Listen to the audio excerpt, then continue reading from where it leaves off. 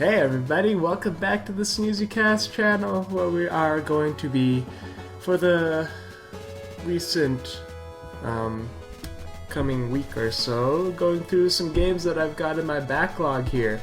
Today we are going to be checking out Knights of Pen and Paper 2, Here Be Dragons.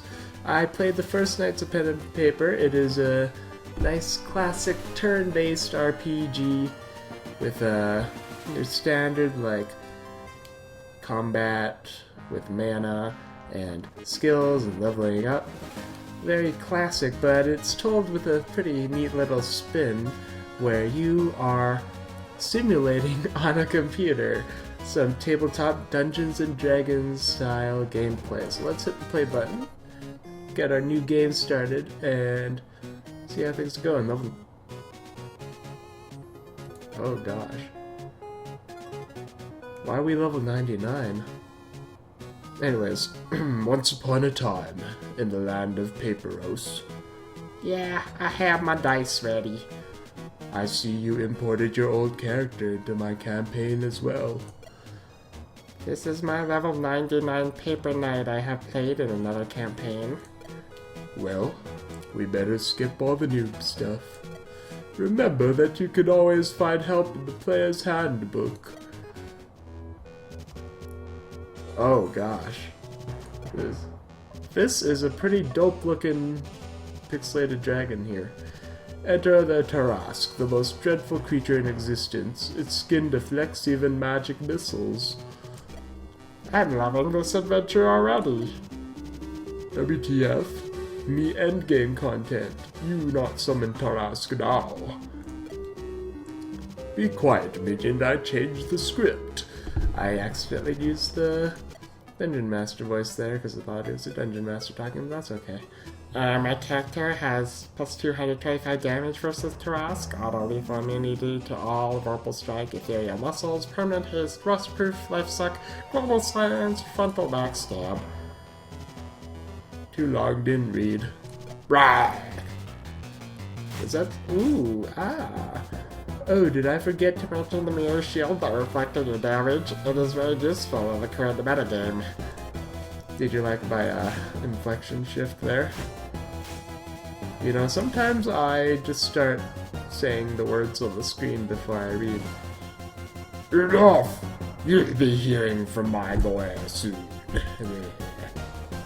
Well, this is an intro that I did not experience in the first game here.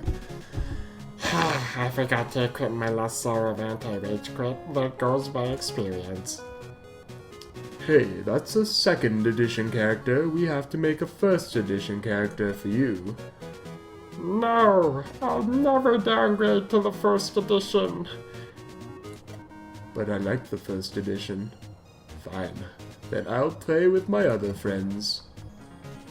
And let's start the real game here. So, as you can see, if you're not familiar with what this game is sort of simulating, this is based off Dungeons and Dragons. So you see these fancy looking dice. Dungeons and Dragons is really based off of dice rolls. You create a character on paper. The hardcore folks will use like 3D grid and use little models to move their characters around rooms. And it's a really deep, niche cultural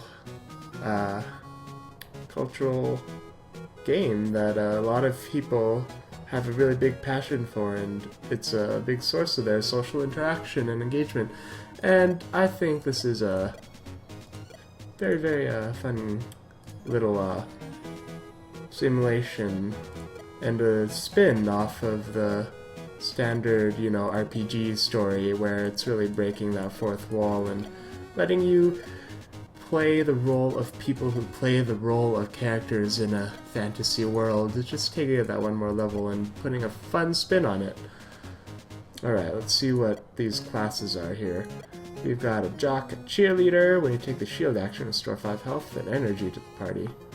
I like healing classes. I really like the supporty types in these sorts of fantasy games. A surfer. I like how the classes are really based off of I guess these aren't classes. these are like specializations in these other classes here. Okay, so these passes just determine, well, your passes, and then your class determines the moveset you have. And then race probably has some sort of effect on, yeah, effect on your dice roll stats, which is body, senses, and mind. Okay, interesting. Well, let's see, we've got 2 characters to start off with, so if we were to be standard, we'd probably go with like a jock who's like beefy, and then maybe something that offers a little bit utility, but not necessarily as much as a cheerleader. Let's pick our classes first, I guess. Cleric can do energy restore. Standard heal. AoE heal that also cures debuffs. And then Divine Judgment, which is a big damage dealing ability that also costs a big chunk of mana. Okay. This is probably gonna take a little while with character creation unless I wanna, you know, rush through it, but I really like going into the little details and sort of building out the composition in my mind before jumping straight into things. A paladin is this nice balance, I think, that I would be looking for. Yeah, look at that. Lay on hands. It has a heal that's not nearly as supportive focused.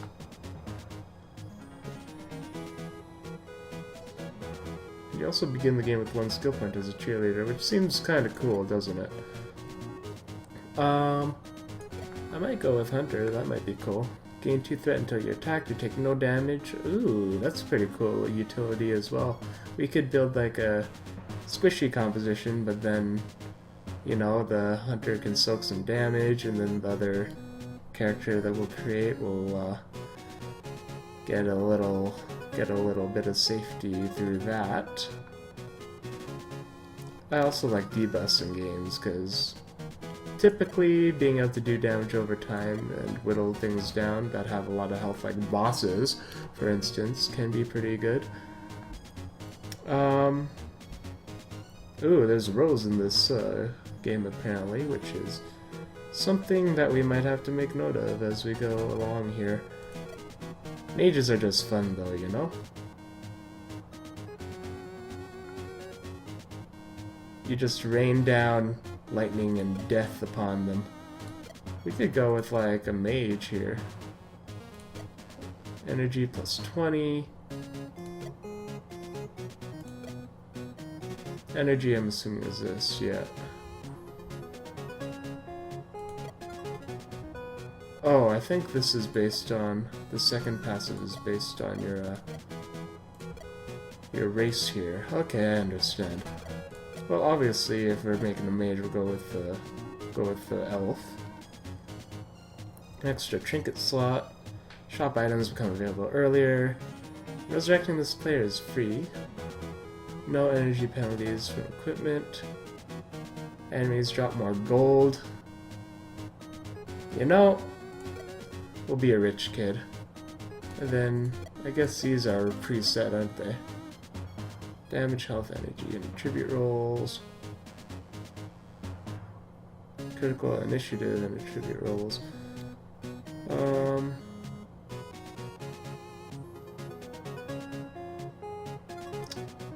Yeah, let's go with that for a mage. Yeah! And now we'll add another character here. Let's see. Let's go heavy utility with our, I don't know what you call this, your click. And then we will build out something a little more beefy here. Interesting that you can't do 2 mages, as you can see. I like the paladin a lot, but we haven't really looked at the warrior just yet. And you can gain threat using this paladin, but I mean this warrior, but I think I'd much rather go with the paladin so that we can heal our mage whenever he's in trouble. And we've been at it for a little while already, so let's jump into the actual game here. Hold on to your dice. Roll. There's a flash of light and your characters find themselves in a small village. This is exciting. The village elder greets you. Welcome to Spawn Point Village, the market leader in the adventure generation business. I'm glad to see that you got here in one piece. There's been something wrong with the summoning circle lately. Oh, there's so much reading. One man came out horribly disfigured in the wasn't obviously. Oh. What's she talking about? For some reason, summoning fails every third time, sometimes even more often than that. I mean, we could have appeared here without arms or head. Oh man, a paper gangster. Another paper gangster. Oh boy, a tutorial. Let's skip this. I know that this is an intro video, but let's just go on here and we can go through stuff during the actual combat. Let's see. Giant rat population. Slay monsters and gain 50% more experience. Let's start. They're plunging the world into chaos. Oh boy. Stop them before they grow too strong and you will gain the everlasting gratitude of Paperos. And a huge pile of gold. Let's go find bad guys. You know how it all starts. Before you do anything heroic, you gotta make sure you know your stuff and kill a few rats. Alright. In this fight, there's a new escape button on the combat menu. With it, you can chicken out of combat. Alright, let's go. Save our precious rats, let's go! So this is one of the cool mechanics of, well, let's call it Tabletop Simulator, just because, you know. But this is one of the cool things, is that you can adjust the difficulty of the fight by going and killing things and then adding some more enemies. Obviously I went for a pretty aggressive style here, but they're rat traps, you know, how bad could they be? Go ahead, whittle me down. Shield, escape, consumables, or attack. Where are my spells at? Do I not have them unlocked yet? I guess not. But as you can see, turn-based combat, each turn you can select an option, you can shield, you can try to run away, you can use consumables, although we don't have any yet, so we can't actually do that. And then you take your turn, next character takes a turn, next character takes a turn, and on we go until the combat is resolved and we finish the battle, and we got 180 experience. Because of the number of enemies and the difficulty adjustment we made, we got 72 bonus experience, so that's pretty hot. And plus 9 gold, some lettuce, bit of restoration as we go on the quest, and now we can finally unlock some more abilities. I don't know what the lettuce does, but we got more lettuce, so that's cool. Obviously, I think we should find an active to use so that we can get some other stuff to do here. We can deal 5 damage and inflict stun, probably pretty good on like bosses and stuff. Ooh, this is the cool AoE. From what I'm seeing now, because there's 2 rows, we can use this on like the back row while our paladin whittles away at the front. So let's get that. And then our Dwarf Paladin. That passive seems useful, but I doubt we're gonna die during the opening fights here. So we can use Smite, which costs 11, or Guiding Strike, which increases the threat level, which might be useful. I don't think we need heal just yet. Oh, no, this one. Yeah. Okay. And now we're leveled up. And we can continue our quest here.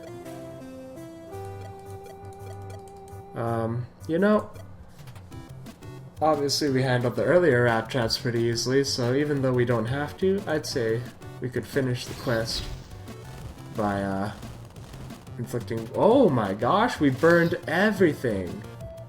Are these all gonna die on their turns? That is awesome. I didn't realize that you would not just hit the two beside them in the same row, but also that you would go adjacent, like in a circle there. Maybe there's 3 rows in this game, I don't actually know. We can find out though, and we are grinding some experience real quick here so that we can get some more spells going. I like Frostbite, let's level up Frostbite. And then we can... No, we can't put a... Oh, we can put a second point in the same ability. I did not realize that. I don't know if we're going to be able to level up a class 3 ability to class 4 with 1 point. We'll find out. But there's our first quest done. Ka-ching! Back in business. Yeah, we got a little bit of gold there. There's a new place to visit called the shop. How much money do we have? I can't... Oh, it's up here, 24. So we can buy some weapons if we want to. We can buy some trinkets. Give us initiative, more threat. Ooh, a pen and paper for extra experience is probably what I'll go for. Until the difficulty ramps up, I think it's best to capitalize on anything that busts up your gains, let's call them. And we can also see what lettuce does. It gives us some health restoration, energy restoration. So I'm sure that as we go on here, the shops are going to continue to give us better and better stuff. So I am going to refrain from getting weapons or anything for now, but I will buy a trinket and another trinket. And then we can equip both of our characters with the pen and paper. So then we can go like that. Drag that into the trinket slot. Go to you, drag that into the trinket slot.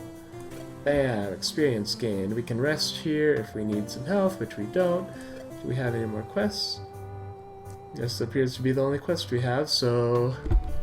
Well, we finished the intro. Let's head out to this polluted river. Hello, heroes. Can you help us out a bit? Lately, our pristine river has begun to stink horribly, and the famous traveling craftsman is on his way to our village. Everything must be perfect when he arrives. Maybe there's something wrong upriver. Add a travel icon so you can visit the meadows or any other place anytime you want. Let's go to the meadows. And travel. Ah, and look at that. You have to roll a dice for this event to make sure that no awkward encounters are triggered.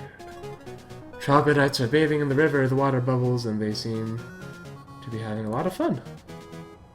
Oh man, this game doesn't like troglodytes. Well, I feel bad, but we gotta take them down here. Now we only have to kill 2, but maybe we should go really hard here and try to kill 5, even though we have no equipment. This could go really badly. Let's find out. So we're going to be needing to save our mana to cast Lay on Hands here. So we are just going to smack one of these guys. And we one-shot these still, so that's a good sign. They do quite a bit of damage, so we're probably going to want to use the skill that builds threat on our paladin so that our mage friend doesn't die. Yeah, hit me. I want you to hit me. We can also lay on hands, but I am actually pretty scared for my mage here, so I'm going to use Guiding Strike and increase my threat. Make sure that our mage doesn't get bonked too hard, which he apparently is right now. But I think at this point we can safely just finish these guys off, and I don't think we even need to heal or anything. Obviously, we did a little bit more than was necessary, but we got the job done, and it was pretty smooth. If criticals happen, which I think is possible in this game, we might have lost a mage, which would have been pretty tragic and unfortunate, and a pretty bad start to this campaign, wouldn't it? Now, what do you think? Should we put more points in the Fireball? I think we should try leveling up Fireball, amp up the damage, and then it's caught up with the Lightning Storm already. Chain Lightning. and it also inflicts burn. And it costs less mana, so I feel like, I don't know if we'll ever use Chain Lightning. It really seems like Fireball is a lot better right now. And then for our Paladin, weakness is a pretty decent thing. Adjacent enemies, so he can also hit like a whole bunch of things and inflict them with weakness. It's probably a skill worth getting, so we'll grab that. And we have a weapon, so we can put that on him. And now he has a little bit of a buff from whatever the stats on his hatchet give. Sweet! And then we can go back to Spawn Point Village and turn in this quest. It does cost money to travel, however, so hopefully we get a nice reward here. Hey, there's a craftsman. Woo! And we got 12 gold and 450 experience. No items though, that's unfortunate. And no level up from that. But yeah, this is the game. You go and do quests as you would in any RPG. You are playing the role of people who are playing the role of characters in this amazing world, casting spells, killing things, getting fat loot, and eventually discovering your true purpose here beyond killing rats and troglodytes. I think we'll end the video here. I hope you enjoyed it, and I appreciate you watching.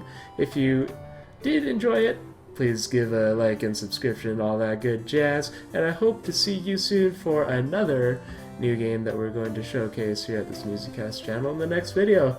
See you later!